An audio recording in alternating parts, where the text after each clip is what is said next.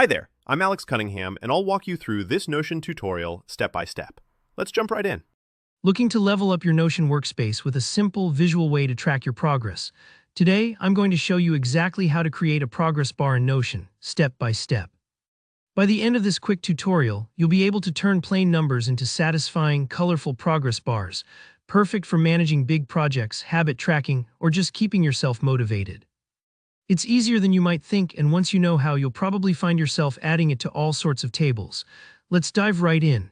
First, head over to your Notion table page, the database where you want to add your progress bar. This can be any table, from a task manager to a reading list. If you've never made a table in Notion before, it's simply an easy way to organize your data with rows and columns for different properties.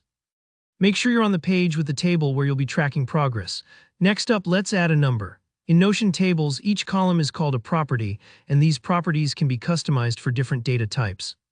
Text, dates, numbers, and so on. To add a number, just click the plus button that appears at the end of your table's columns. This creates a new column. When prompted to select a property type, choose number. This is going to be the foundation for your progress bar. Think of it like setting up a scoreboard. The numbers will show your progress as you move forward. Now, this is where the magic happens. Edit that property as a bar.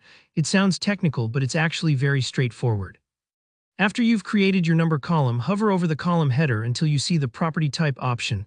Click it, and you'll get a drop-down menu with different ways to display your data. Select bar as the visualization type. Suddenly, instead of just showing a plain number for each item, Notion will turn those numbers into miniature progress bars that fill up visually as the numbers go up. It's a great way to make your table more interactive and to see your progress at a glance. Something to notice here is that, by default, Notion will treat the highest value, usually 100, as representing 100% completion. Think of it like a thermometer. 0 is empty, 100 is full. So if you enter a value of 50, you'll see your progress bar halfway filled, representing you're at 50% of your goal.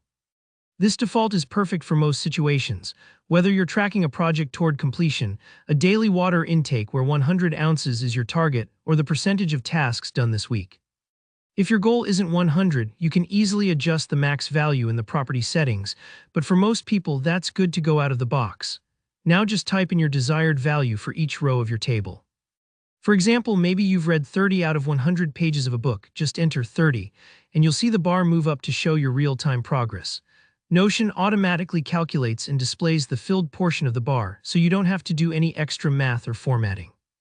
This part is pretty satisfying. You'll actually see those little bars fill up as you add more progress, which is a fun motivator when you're working toward a goal. And that's it. You've just turned simple numbers into dynamic, eye-catching progress bars in Notion. Easy, isn't it? This is a fantastic way to get a quick visual snapshot of how you're doing on any project or habit.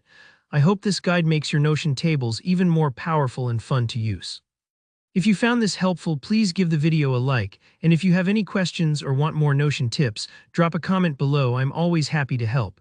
Don't forget to subscribe for more quick tutorials like this. Thanks for watching, and I'll see you in the next video.